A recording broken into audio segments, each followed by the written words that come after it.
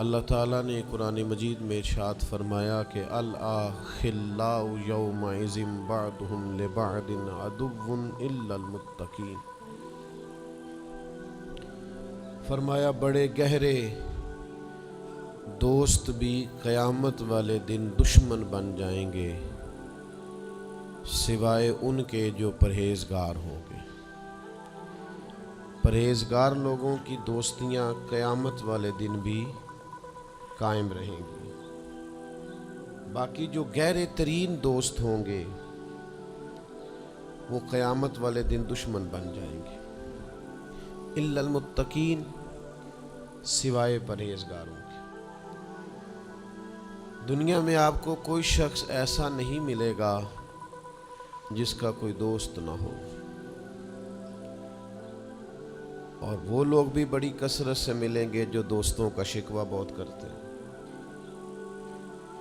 دوستیاں لگانا، دوست بنانا، تعلقات استوار کرنا یہ منع نہیں، شرط یہ ہے کہ دوستی اللہ تعالیٰ کی رضا کے لیے لگائی جائے۔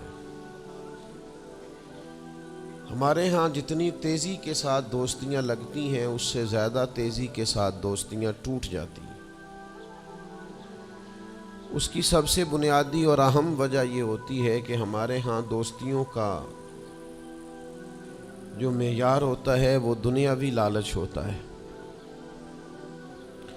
ہم اپنے مخصوص مفادات کی خاطر دوستی لگاتے ہیں، اور جب تک ہمارا وہ مفاد پورا ہوتا ہے تب تک تو ہم اس دوستی کو قائم رکھتے ہیں، اور جہاں ہم محسوس کرتے ہیں کہ اب یہ مفاد پورا نہیں ہو رہا وہاں ہم شکوہ، شکایتیں، اعتراضات شروع کر دیتے ہیں، اور اس کا نتیجہ یہ نکلتا ہے کہ بڑی محبت سے شروع ہونے والی دوستی بھی بڑی تیزی سے ٹوٹ جاتی۔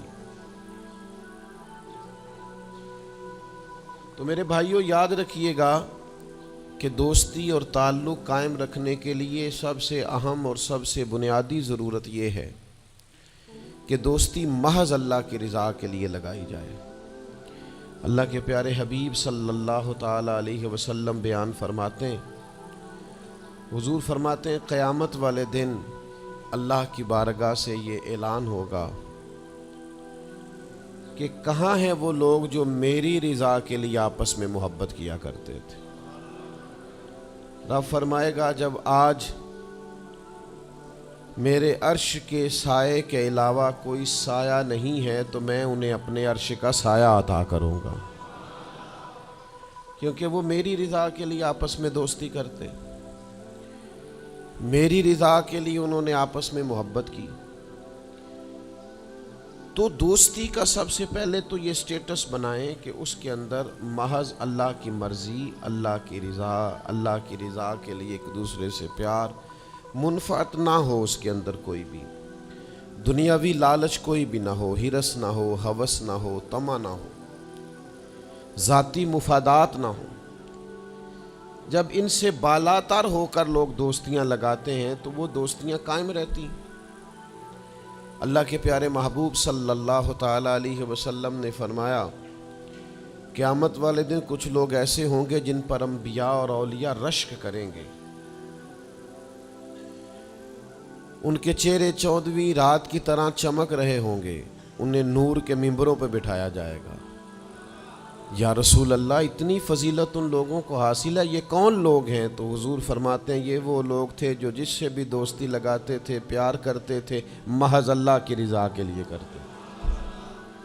تو اللہ تعالیٰ صبح قیامت انہیں اعزازات سے نوازے گا، شرف سے نوازے گا، فضیلت سے نوازے گا۔ دوسری بات یہ ہے کہ دوستی کب قائم رہتی ہے؟ دوستی تب قائم رہتی ہے جب ہم دوستوں سے زیادہ امیدیں نہ لگائیں، انسانوں کو انسان ہی سمجھیں، ان سے بہت لمبی اور وسیع امیدیں لگا لینا اور بڑے وسیع مطالبات کرنا اور بڑی لمبی چوڑے تقاضے دوستوں سے کرنا۔ میں اکثر دوستوں کی خدمت میں یہ گزارش کیا کرتا ہوں کہ اپنے دوستوں سے کوئی مطالبہ کر کے انہیں آزمائش میں نہ ڈالو۔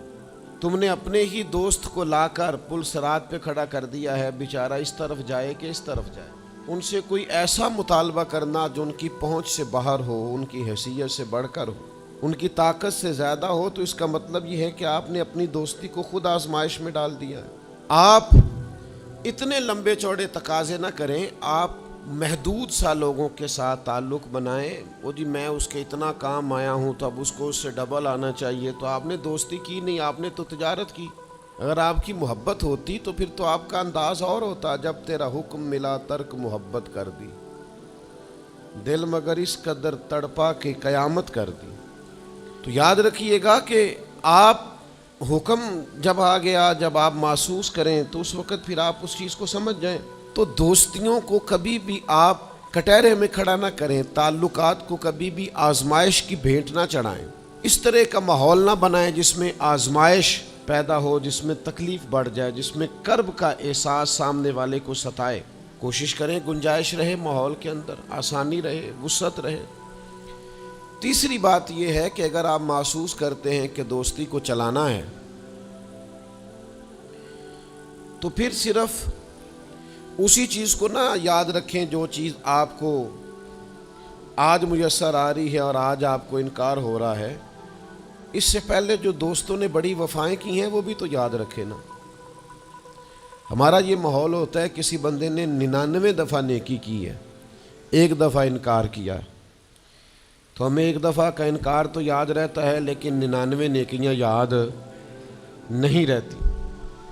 یہ بہت بڑی زیادتی ہے۔ آپ کو اگر اتنی لمبی چوڑی اس کی نیکیاں فراموش کرنے میں 1 منٹ نہیں لگا تو پھر آپ نے دوستی کس مقصد کے لیے لگائی تھی؟ آپ اس کو سمجھیں، اس کو آپ محسوس کریں۔